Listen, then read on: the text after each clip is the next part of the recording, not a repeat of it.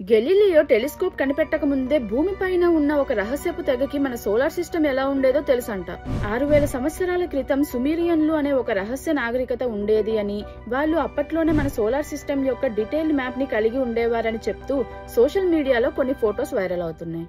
అసలు ఇందులో ఎంత నిజముందో చెక్ చేయటం కోసం తగిన కీవర్డ్స్ ఉపయోగించి ఇంటర్నెట్ లో చెక్ చేస్తే ఈ క్లెయిమ్ ని ప్రూవ్ చేస్తూ ఎటువంటి క్రెడిబుల్ సోర్సెస్ గానీ ఆర్టికల్స్ గానీ మాకు దొరకలేదు.